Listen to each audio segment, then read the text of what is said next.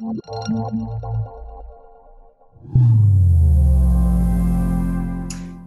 theme for this WhatWorks series is diversity and inclusion, and I'd like to start by thanking our series sponsors, Acadia and HSBC, for their support in delivering these high-impact events. During today's panel discussion, we'll hear from our 2021 Technology Impact Awards finalists for the GameChanger Diversity and Inclusion Award, and learn more about how they are moving the needle on diversity and inclusion. Thank you, Erica. I'm really happy and thankful for the opportunity to join all of you here today for this wonderful discussion on diversity and inclusion. D&I is certainly an integral part of PwC's values and strategy. And as I was preparing to moderate today's panel discussion, it was great to read about some of the things that our finalists have been and are doing in this area. I'm looking forward to hearing more from them. So without further delay, I'll first start off with a warm-up question for each of our esteemed panelists, just to describe a bit about each of their companies and their history. So maybe, Hazel, I'll ask you to start. Great. Thanks, Chris. Thanks for that warm welcome and introduction. It's great to be here today and be part of this panel and be with this great group of people who are working on diversity initiatives in our city and in the tech culture in general. So I'm Hazel Stevenson. I'm the Director of People and Culture at Broadband TV. I started working in the tech world in Vancouver in about 2015 after spending a few years as a senior HR consultant for Bell Media, which is a traditional broadcast media company. It made the fit with BBTV a natural, as we are a media tech company, proudly headquartered here in Vancouver, BC, founded and led by a female CEO, Shahrzad Rafati. It's my great pleasure to work with Shahrzad. She is a very inspirational leader. We sit on a tech platform and work primarily with video streaming content creators of all sizes to increase their viewership and monetization across platforms like YouTube, Instagram, and TikTok. We also have an in-house music label called Opposition, VIP talent management services, and mobile gaming through our BBTV Interactive brand. And at an enterprise level, we work with clients like the NBA to support their brand in video streaming across those platforms. I'll hand it back to you. Thank you, Hazel. Maybe Josh, I'll pass it over to you now. Josh, you might just be on mute. There you go. That's the theme of the Zoom calls of the pandemic, isn't it? Really are. Yeah, at Eastside Games, we not only create games, but we create the technology that powers the games. And so we're a BC company. We also have offices in Toronto, and we have people now throughout the pandemic working remotely across Canada. I think that working remotely piece is something that's important, because I think looking at remote work, you're actually able to get a more diverse workforce by being able to reach into places that maybe people wouldn't be able to live in the places your offices are. And then on top of that, the cool thing about Eastside Games is just the different content we've made over the years. So we started for years and years making games like Trailer Park Boys, which I think I've made the most Canadian of all times, and leading up to making games for Cheech and Chong, and making games for Archer and the Goldbergs, and content as well as original IP. And now our latest games that we're going to put out is coming soon, NBC's The Office, which is pretty big. And then our big one that's launching this month is RuPaul Drag Race Superstar. So it's been pretty cool to now see our content diversifying as we move on. Awesome. And certainly echo your comment about the remote work, especially in my line of work, global mobility. We're seeing a lot of that as companies, expand their reach and access talent, not just domestically within Canada, but worldwide as well. So that's awesome. NATALIE, maybe over to you now. Hi, everyone. Pleasure to be here. My name is NATALIE Archibald. I am the VP of Employee Success at Clio. And as mentioned, I am also a registered clinical counselor. And a little tidbit about me, I started my career actually working within the justice world in prisons and for non-for-profits, where I led restorative justice peacemaking circles. And so it was really serendipitous when the opportunity came up to work at Clio, which is a really interesting organization because we're sort of at this, meeting ground of technology, legal industry, and also social impact more broadly. So a little bit about Clio. In 2008, our founders, Jack Newton and Ryan Gofro, launched Clio after they saw the struggles that solo lawyers and small firms face when they're running businesses. And since then, we've grown from a company of 2 founders to one of Canada's fastest growing companies. We employ now over 700 Clions in Canada, the US, and EMEA, and recently just hit unicorn status, which we're incredibly proud of. But something I'm even more proud of is that we're on a mission to transform the legal experience for all and to make accessing legal services easier and more equitable. This matters because according to the World Justice Project, 77% of legal problems don't receive legal assistance. And we know that that is more disparate for racialized and marginalized communities. So at Clio, we're really building the operating system for legal that will redefine how law is practiced and how client experiences are delivered. We're a cloud-based company and our products are easy to use, set up, and it makes them really ideal, affordable solutions for law firms. Why this personally matters to me and why I shared a bit about my early career working in the justice industry was because, as our CEO, Jack Newton, likes to say, the legal system is the operating system for society. It informs our values, our beliefs, our actions. And we not only have an opportunity, but a responsibility to positively evolve that system. And at Clio, we're trying to help transform the practice of law to benefit lawyers, but also every single person in need of legal services and help bridge that access to justice gap that we know exists. Wow, that's awesome to hear. Thank you, Natalie. Helen, maybe over to you. Hi, I'm Helen Sheridan. I identify by she, her pronouns. I work for STEMCELL Technologies, and as was previously mentioned, we're Canada's largest life sciences company. We have 1,600 employees doing business in 16 countries now in the world. About 1,100 of those are based in British Columbia, with about 450 actually working directly in the lab. The rest of us are in support functions or selling our products. We, contrary to our name, we do not sell stem cells. We sell the tools, assays, instrumentation that supports stem cell researchers and, in fact, immunologists and microbiologists throughout the world.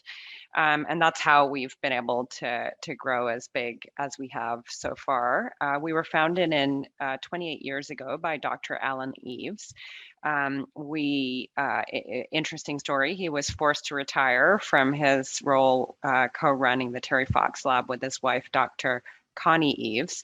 They're both world-renowned cancer researchers. And he founded STEMCELL sort of off the side of his desk to fund grad students while doing that project. 10 years later, when he was forced to retire, he leaned in on STEMCELL, and that's when we really started our growth. So my founder is not nearly as cool as Josh. He's cool in his own way, and he's an 80-year-old person. In terms of our commitment to diversity, we've been committed to diversity from the beginning, with his 2 key hires being women. And potentially because he comes from a physician background, his approach towards bringing those 1,600 people on board has always been kind, inclusive, and respectful, as well as transparent. And so I have great shoulders to stand on in terms of the work we do here at STEMCELL. Thanks, Helen. Thanks for sharing that. And maybe that's a great segue for us to dig in a little bit deeper on our discussion on diversity and inclusion today. So, the next question is, being recognized as finalists for the GameChanger Diversity and Inclusion Award, what are some of your significant achievements to date in moving the needle on D&I?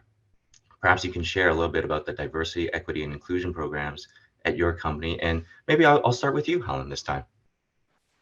Great, thanks, Chris. Well, I joined STEMCELL almost 6 years ago now. And when I joined, we were 50% women and men, 50% women and men on our executive team and our board. And I came to STEMCELL with a background in diversity and inclusion, with far different statistics from my previous company. So it was an interesting challenge to start up a diversity and inclusion practice in an organization that already saw itself as diverse and was recognized as diverse. Today, we're 57% women, so interesting challenge for for me when I came out of an organization that was 18% women. Our work is really about ensuring that our men and other underrepresented groups feel like their view is heard at the table, as different from maybe some of the challenges of the people around the table. So what we've done is we have, first and foremost, we implemented, very clear policies around anti-discrimination and respectful workplace with very clear and distinct reporting and investigation procedures. We then implemented a diversity statement that addresses all aspects of diversity as identified in the Canadian Constitution, and we have launched those globally. So we believe that Canada has sort of a best-in-class human rights record, and we implement that across the world. And from there, we've started to measure our success. So we initially, for the first 3 years, we looked only at gender promotion and pay equity. We were able to launch off of the BC HR Tech Group's diversity initiative a couple of years ago, though, and built a case for our staff to disclose voluntarily whatever aspects of their diversity intersectionality that they chose to disclose to us. We have now over 78% of our global population who choose to disclose their diversity status. And as a result of that, we can measure, the promotion and pay equity of many different aspects of diversity. And we found that we definitely have an opportunity in our BIPOC group to promote more effectively. But what I would say coming out of a science company is inspect what you expect. And it starts with the ability to measure your baseline, transparently communicate what your challenges are to your organization as a whole, and then start working on it publicly with your team. So that's what we're doing. We have a diversity, equity, and inclusion steering committee that's chaired by our CEO. And has representation of all of our major department heads on it. And we've extended our diversity and inclusion efforts beyond employees and into our supply chain and just general representation of how we show up at customers, et cetera. Of course, like many organizations, we've done lots of training. We embed our expectations around inclusion into every aspect of what we talk about at work. We're clear with what our targets are and our progress on our targets. Awesome. Thanks, Helen. Thanks for sharing your holistic approach, the company's holistic approach to D&I. So maybe Natalie, I'll pass it over to you now. Absolutely. So, some really similar efforts made at on Clio's part to what Helen just shared. But, one of the things we really believe is that to best honor our mission to transform the legal experience for all, our people and our culture should really reflect the wide range of perspectives and experiences of those working within the legal system and the society at large. So for us, that means ensuring that representation amongst our staff is really prioritized. So that's our goal at Clio, to make our staff as diverse as broader populations. And so we have taken particular efforts this year to really focus on improving our talent acquisition practices, our hiring brand efforts to really ensure that we have better representation across some of the intersectionalities where currently we don't have a strong representation. And then internally, we've done a ton to build out what we call DIBE, or diversity, inclusion, belonging, and equity, and externally to match that through our access to justice work. So one kind of notable thing that we've really focused on in the past 18 months is making a commitment to a company-wide objective of striving to be an anti-racist workplace.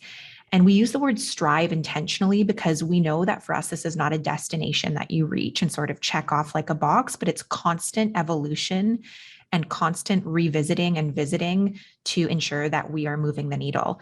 And what that looks like for us and some of the things that we revisit and work to evolve on a regular cadence are things like training. So we train all of our hiring managers right now on things like implicit bias, and we work to ensure that we hire for culture add, not just culture fit.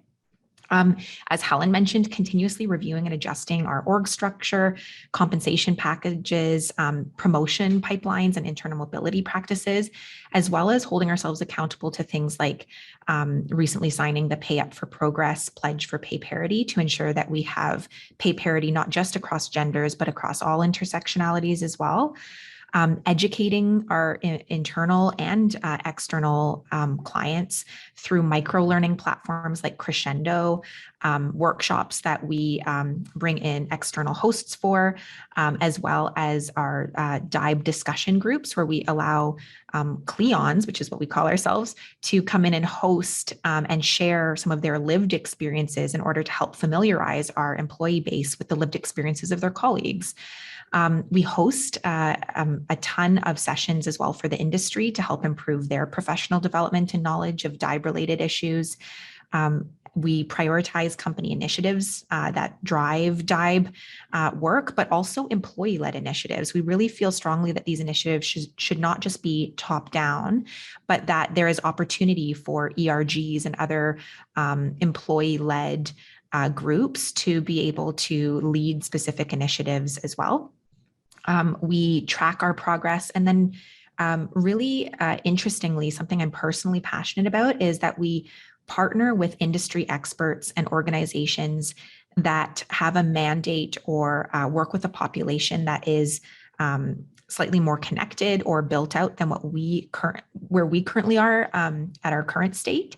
And why this is important to me is that by having a mutual and reciprocal commitment to expanding the reach of other organizations in the community that are doing great work in this area, we can actually start to make some systemic improvements to ensure that we're not facing the same issues in 5-10 years when it comes to, hiring from different intersectionalities that we are seeing now. So part of it is about partnering with other organizations to make sure we're tackling some of the systemic barriers that we're starting to see now internally, and make sure that that's not the case in 5 or 10 years. Awesome, thanks, Natalie. And certainly echo your comment about continuously striving to do more and certainly foster a culture of diversity, inclusion, and bring our authentic selves to work. Certainly is something we do here at PwC. So maybe with that, Josh, I'll pass it over to you now. Thanks. Yeah, I've been furiously trying to take notes here, and I hope I can read them afterwards. But that's some fantastic stuff that the other panelists are doing. Yeah, I think we're going on our 11th year, and being in games now, focusing on stuff that we can to educate and, like Natalie said, kind of bring people into the fold a little bit rather than it be more top down from a company. So for us, one of our focuses that we try to do, just so that we feel like we can make an impact by focusing, maybe that's just the game developers on us at heart, that we really need to pick 1 or 2 verticals and focus on it, is this year we're really focusing on the daunting problem of trying to get more Indigenous people in tech.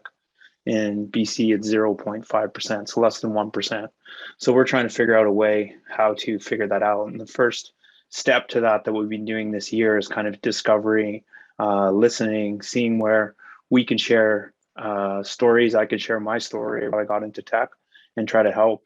And so one of the specifics that we've been doing is a lot more sponsorship and being able to allow ESGers and leafers to kind of get involved and be able to give back, so they feel more connection with that. So that's looking at making sure that we're a sponsor, and we're looking at content at Imaginative, or bringing in speakers, or helping with a lot of our Christmas stuff, focusing on sort of the downtown east side and Crabtree Corner, YWCA, that sort of stuff, and trying to bring people in. One of the things that we really found is it's such a big, daunting topic to a lot of people that a lot of people, it's too much for them to bring in right away. So how do you break it down so you can actually start those conversations, especially around Indigenous people in tech. So we worked with some local suppliers to really amazing company called Section 35 to make some killer streetwear with us, but also tell us the story about that and go through that journey and kind of talk about that. And I think the biggest learning out of that is each whoever you work with or whatever you're working on to diversify in your studio is it's different for every single group. Working with these people and working with these people, it's going to be different. So you have to kind of listen and see what nuances you're doing in order to figure that out. I mean, for us, a lot of the stuff we're doing is really deeply based on sort of how we do business in a colonial sort of matter, and we have to take that in stride, and we have to know that, and we have to make sure that we're doing stuff that's not that's sensitive or open, and also know that going down this path, you're going to make lots of mistakes, and it's about having an open heart and being able to say, hey, we made a mistake, and be able to talk about how we maybe did something that maybe wasn't, maybe one step over the line and we thought we were doing the right thing, and then step back and brush yourself off and try something else. Great. Thank you, Josh. Hazel? Yeah, thanks, Chris. It's so interesting to hear the different journeys that all these different companies are taking in the world of diversity and inclusion. I think for us, as I mentioned at the top, we were founded and were led by a female CEO.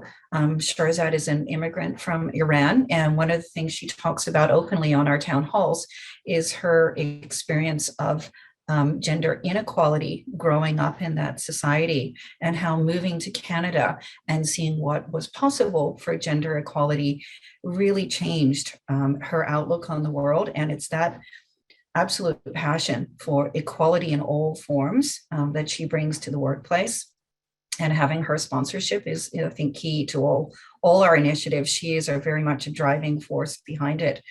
We started with a focus, like other companies have spoken about here, on gender equality and particularly female empowerment in the workplace. And we've expanded that in the last 18 months across not just gender, but race, orientation, and any other factor. And what we talk about now is that for us, equal means equal, regardless of any other factor. And that's been part of our learning journey in the last 18 months. And we really do think of it as a journey. Josh also mentioned the impact of remote work and global teams. We operate in 12 languages and more than 30 countries around the world.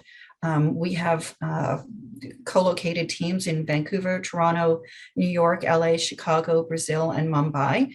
So to say that diversity is built into our DNA would, I think, be an understatement. It really is part of who we are, and it really helps inform how we build and continue to grow our initiatives, because we get very active feedback from our employees all the time. Some of the policies and programs that we've put in place, we started off with an equal pay for equal work policy with a goal of having a less than 2% gap, which I'm very proud to say that we maintain. And that's one of my responsibilities, is to have oversight on that. It's not always easy, but we work hard on it. We also have equal hiring targets for both our recruiters and our managers, where we hold them accountable to interview 2 qualified female candidates for every role. And if that is not possible, we have a conversation about why it hasn't been possible and how we can change that, where we can go look for more qualified candidates. So holding people accountable to these targets and measuring them has been super important to see how we can move forward.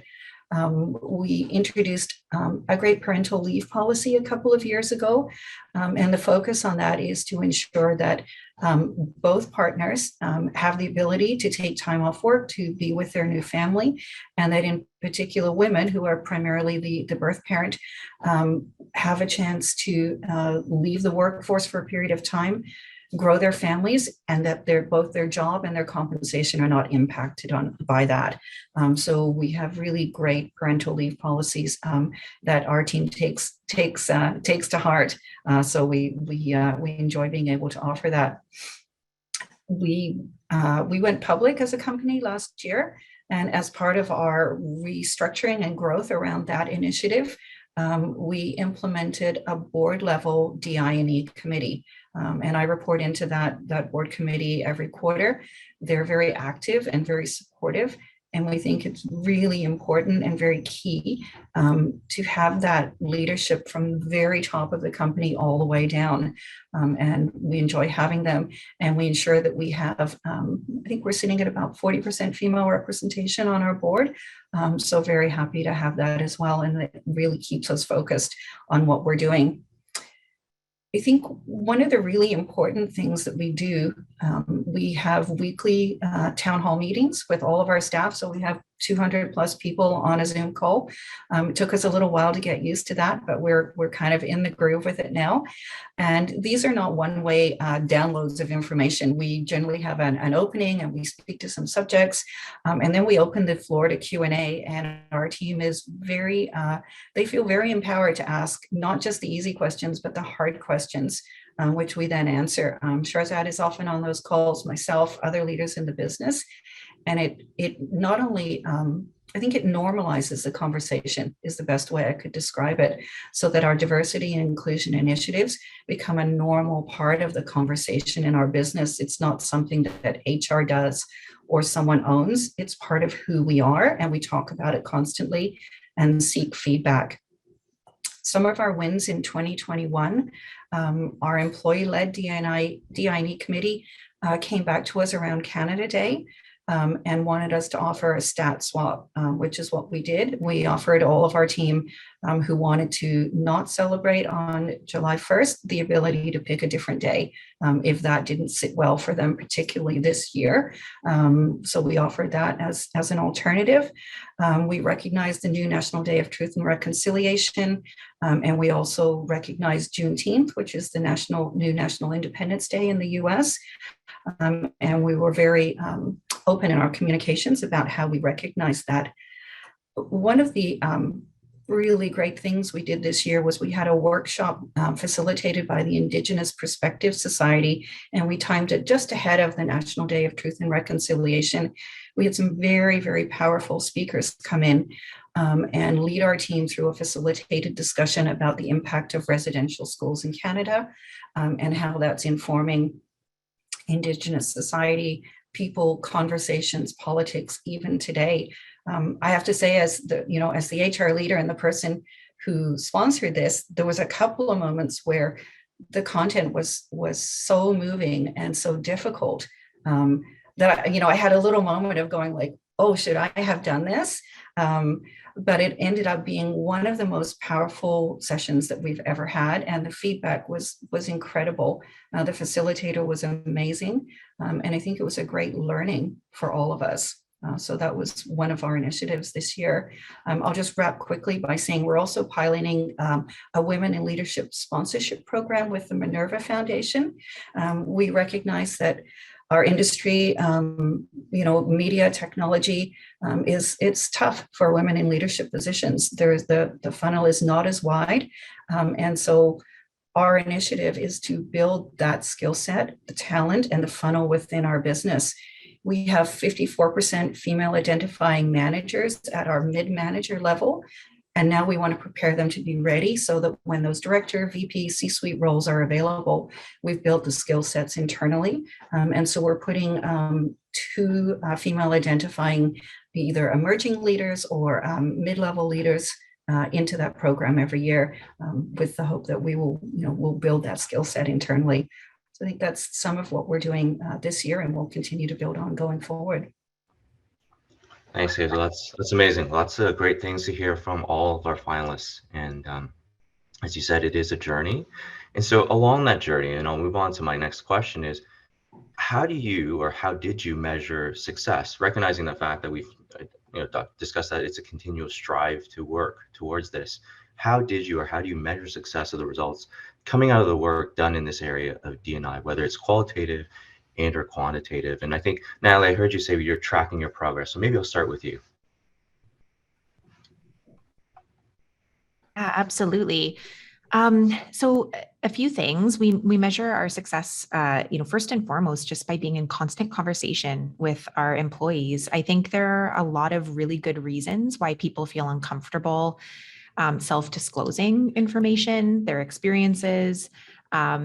how something has landed with them. And so what we really try to do, first and foremost, is establish organizational trust and safety and psychological trust and safety, however and whenever possible. So, personally as a leader, I do this by, modeling vulnerability as much as I can whenever I'm in opportunities to address our teams. Also inviting perspective and conversation through private channels. And maintaining confidence.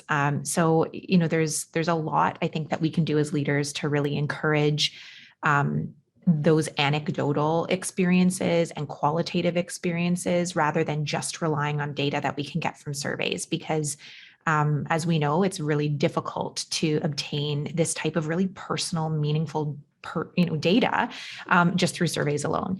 That being said, internally, we do have a variety of surveys. So we have 2 employee engagement surveys per year. And then we have a 3rd annual inclusion survey. And then we monitor engagement on our DIBE programs and resources through, various self-report surveys and feedback questionnaires that we send out after we host various initiatives. We also have internal Slack channels for diversity and inclusion where we invite folks to just keep conversations going. We also monitor experiences and interactions through ERG leaders and our DIBE council and the interactions that they have, because we know that many employees might feel more comfortable going to a peer or a colleague rather than a leader or filling out a survey. And so we invite their confidential, obviously, experiences through that as well, where we can protect whoever the end user's confidentiality.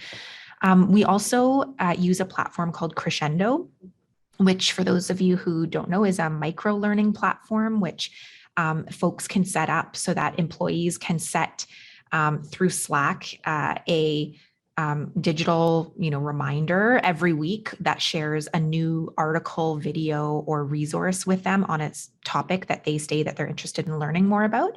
And Crescendo provides us back with usage rates, also trends and topics that people are really interested about, so that we can cater and craft out the types of programs or discussion groups or resources that we know are in high demand based on what people really want to learn. And Crescendo also sends us manager conversation tools. So managers can actually find out, confidentially and anonymously who the people on their team, what they're learning and engaging with in terms of their content, and share some questions with them to start discussion and keep that conversation going and active throughout their days, so that can actually turn into intervention and action where needed. And then, of course, all of our internal programs and structures, like our compensation practices, our internal mobility and promotion and development practices, we have tracking metrics associated with all of that as well, so we can kind of figure out how we're doing year over year. And that's just sort of what we're doing internally. We also have a ton of external tracking that we put into place in terms of some of the education and resources and support that we offer our industry. And part of what we do is establish partnerships that have their own tracking metrics as well, so we can look at what our reach is. So when we partner with a pro bono association or a bar association or an innocence project or a law school, we can find out through them and what the experiences are of whatever populations they're working with, how our support is landing through those external metrics as well. Thanks, Natalie. Helen, I know you touched upon your response earlier about how you are measuring success and how you measure success. Anything to add, maybe just in this particular question? Yeah, I think that we can talk about dashboards and metrics, and those are, I think, important credibility tools for your company to see that you're making progress.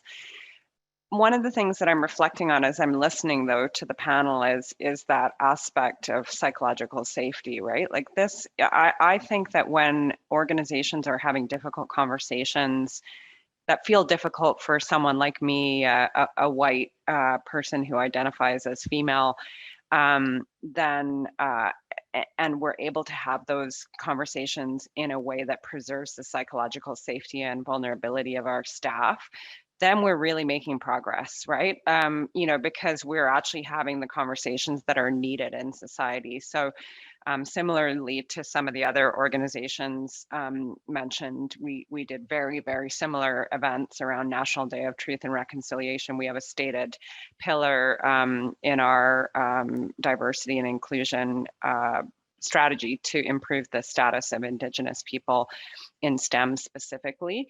And that means we have to have some tough conversations, right? We need to look in the mirror and we need to be willing to hear the, hear the stories, and also respect that it is not the 0.5% of our population's job to tell those stories, and it's our own responsibility to become educated. So I think in our organization, we have a number of clubs, so we've got meditation clubs, we've got music clubs, we've got reading clubs.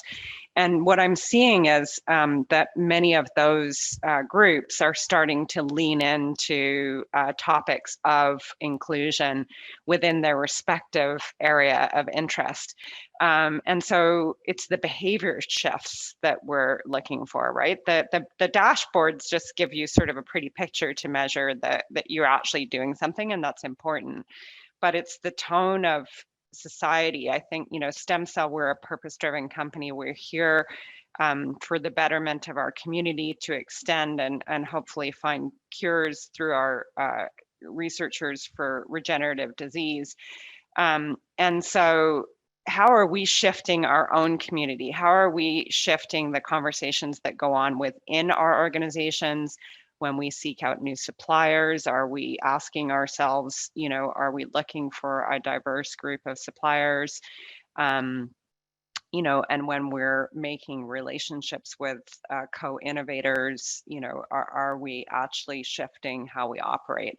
And that's harder to measure, but I certainly think that's part of the work, right? Is it's for us. I think that we've, especially during the a year and a half ago, where there was a lot of conversation and outrage going on in the world about issues of inclusion and diversity. We held pretty firm with our staff, saying we're going to take positions on things that we are actually willing to change our behaviors behind, right? So we're not going to go out and make a public statement, that we are, not sure that all 1,600 of our staff will stand behind, right? We're going to do these things once we actually are confident that we all are going to change our behaviors. So, yeah, I think, that's part of it. And there are tools out there that have been mentioned by some of my colleagues on this call that you can use to measure that, but ultimately I think that sort of the proof is in your customers. How much are you, especially in the sector we're in, right? How much are you able to innovate, and how does that change as a result of the actions that your company have taken on the metrics side? Awesome. Thanks, Helen. Before I pass it over to you, Josh, I am mindful of the time. I know we wanted to leave some time at the end for Q&A from our audience as well. I've only seen one question so far, so I'll just continue on for now. I encourage all of you to input your questions, and we'll certainly get to them as fast as we can. So Josh, maybe over to you in terms of how do you measure success? Aside from the doom and gloom that we're doing a horrible job in the industry and we have so much more to do that I think about all the time, I agree. I agree about the dashboards. I mean, HR does have those all, and we need those metrics, and especially as a public company, we need those KPIs to move forward. But the way I measure success is when we're doing talks and when we're actually out doing the work that we feel needs to be done to increase visibility, increase our presence, or to actually make some changes that we need to make. Looking out in the audience, and if I only see one or two industry people, I know we have a lot of work to do, but I also know we can build on those one or two industry people. I was in a number of talks this week for industry folks, and I was happy to see there's double the amount of people that are normally there. it's not the normal amount of people that are in there talking about things like this. And the fact that a lot of people are in this talk, I think, is a great first step. But how you measure it should also push towards your leadership on, well, what are you going to do about it? Like, making a statement is easy. Putting your values on the wall is a pretty easy thing back when we had walls. I think I measure that just by how many other banners I see of people sponsoring events that have to actually do with the groups you're trying to reach. If your name's not up there, why isn't it? Great. Hazel? Yeah, interesting challenge from Josh there. I'm thinking about that one now. I won't dive back into KPIs. I think we've talked about that a lot. Surveys, the tools that we use as an HR team. But what's really landing for me is both the conversation around creating safety for dialogue and conversation. And I was also thinking about the little things that we do every day to create an inclusive workplace for our employees and our team members. Things that we've continued to improve on is ensuring that people can self-identify by their preferred name and identity across all of our tech platforms. So whether that's our HRIS system, our internal IT tools, our G Suite, our video conferencing tools, whatever those are, to work to ensure that people can have both their preferred name and preferred identity. It's also really important. We've been on a hiring spree. We've onboarded a lot of new people. And so when these new people come into our company and the first time they appear on their team calls, it's really critically important that their preferred name and gender identity shows up on that Zoom screen or on the Google Meet or whatever it is, so that they don't have to go through the process of explaining this to people, and that becomes normalized when we're doing our onboarding process. So that's, it felt like a small thing, but maybe it's a bigger thing than we realized as we started it, to make that, and it came out of an experience I had with a brand new employee, I was brand new in my role. The employee had been there, had not changed their gender identity or name on their Zoom call. And I addressed them by an incorrect pronoun and an incorrect name. And I had to live in the moment correct that, but it was a great learning moment for all of us. And correct myself, not the employee, correct myself. And it led to us then moving forward to say, how's our technology enabling or disenabling people to feel safe in our workplace? And so we started work across that. Other little things, maybe not so little things we've done. We got lots of feedback about giving gifts in the form of things like Amazon gift cards. And the feedback from our team was, why are we not supporting local, diverse, BIPOC, other businesses in the communities in which we operate? And that's hard. That's actually quite difficult to operationalize, but we put the effort into it, and that's another thing we're working on. So just ensuring those little things, which I think contributes to that overall conversation, dialogue, and feeling of safety and inclusiveness in the workplace, and that employees can speak up at our town halls and say, I see this that's going on and it's not landing well for me. What can we do differently? So that's some of the things we're working on.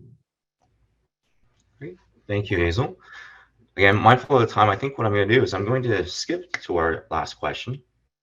I'm going to combine it with one of the questions that have come in from the audience. And I'm going to ask each of our panelists to maybe give their thoughts in about 60 to 90 seconds. What are your aspirations for diversity and inclusion in BC's tech sector? Is there more that you would like to accomplish? And what is that one D&I initiative that you hope to undertake in 2022? Maybe I'll start with Josh. Yes, I want to do more. Is that under 60 seconds? What we're focusing on right now is actually doing exactly what we said, because when I put that challenge towards my team, they said, well, what are you doing about it? And I was like, you're right, I'm not doing anything about it. So trying to put myself out there a little bit and tell that story. I'm from a small northern town in BC, and the other thing we didn't really touch base on this is education is, it's a privilege, and it's a privilege in a very colonialized way of thinking that not a lot of people get to do that. So I actually didn't have an education. So I want to kind of tell that story a little bit more, and hopefully that can touch base with someone else. But then also working on sponsoring, Imaginative, and doubling down on what we're doing with YWCA, and looking at the Vancouver Asian Film Festival, stuff like that, that we can actually people out to immersify themselves in the art and creation about what people are doing, while also supporting these industries and making sure that our name is up in the rafters, so people can say, hey, we support, we're here to learn, we're here to listen. Awesome. Yeah, do more, and certainly listening to all of you today, I'm inspired to do more. So that's excellent. Natalie, I'll pass it over to you. Yeah, just echoing what Josh said, there is so much more that I want to do. I think you have to have a personal passion to do this work. And when you have that passion and that fire lit within you, the opportunities are endless. So specifically for me, I want to tackle more representation from a hiring perspective, and in senior leadership positions in tech. So part of how I want to do that is my personal goal is to develop some partnerships with educational institutions. Also kind of goes back to what Josh was saying about the importance of education. And part of what I want to do is start to think about creating some opportunities to remove some of the systemic barriers for why, racialized, marginalized populations might have a barrier to access to the same educational opportunities that then downstream show up as representation issues when we're hiring, or lack of representation in our talent funnels for our recruiters. The other thing I'm really passionate about that I want to tackle this year is the opportunity to improve accessibility, both in our product, but also in our employee experience. Physical and financial accessibility challenges. And so one of the things I'm working on right now that I'm hoping to see come to fruition is actually setting in some competency and evaluation and performance management criteria for everyone in our entire product development, design, and engineering life cycles to be evaluated on approaching that sort of product life cycle from an accessibility mindset, and to be actively managed and coached and developed to adhering to not only just compliance standards, but actually really including that the voice of our customer and the voice of our employees in terms of accessibility challenges are included in how they're actually in their creative process, and in how we're actually shipping products that tackle accessibility challenges, and how we're shipping internal programs and resources that tackle accessibility programs internally. So those are, my kind of my big, hairy, audacious goals for this year. And I'm sure there'll be many more added to that list. That's awesome. That's a great list of goals. Hazel? Yeah, I think similar goals, just keep building on the foundational work that we've begun, and that we're continuing to learn and grow. I think a focus will be, as I said, we're piloting the Women in Leadership Sponsorship Program. So rolling that out and seeing how we can shift the dynamic of the ratio of women in leadership positions in tech and in media is something that's very critical for next year for us to focus on that. And Indigenous engagement is another pillar that we really want to focus on. As Josh mentioned, it's part of our community that's terribly underrepresented in the tech community. And so how do we continue to engage and ensure that there are no unintentional barriers or systemic barriers to drawing people from all backgrounds into our industry and into our worlds? We already partner with the Vancouver School Board on an initiative called Future Play, where we support STEM learning in communities that would perhaps not traditionally go into that stream. So that's an initiative. We're in year 3 of a 4-year initiative with the school board. We're in 12 schools, and these are elementary level schools around the city. And then how do we translate that into then bringing people onto our team and hiring people and increasing representation in our company? So I think those are some of the things we'll focus on for next year. Awesome. Thanks, Hazel. Great to hear that you're working with schools and students there. So maybe Helen, I'll pass it over to you. Yeah, I agree with everything everyone said. Representation, education, and access are our challenges. I think in British Columbia, we have no excuses to not have, especially Vancouver-based companies, to not have all of those three things, because we live in an extremely diverse and, fairly liberal community. So, while it's true that the technology sector as a whole has issues of representation, I think we should hold ourselves to a higher standard in British Columbia. The last thing that I'll say is, access is important, and because Indigenous access is important to us as well, I will say that in Canada, we don't have fair access to, high quality internet, right? So as Josh said at the beginning of the call, for the first time in history, we have the ability to hire workers from all over the world and from all over our country. And a limitation is that ability to actually access the internet for education or for work. So I think there's a broader community potential goal that we could have as a tech sector, and that is for government lobby to really fast track, along with access to clean drinking water, access to technology and education for all our rural and Indigenous populations, and that would help us really move the needle with respect to access. Awesome. Well, that's great. I want to thank all the panelists for their great answers and sharing their thoughts and experiences with us today.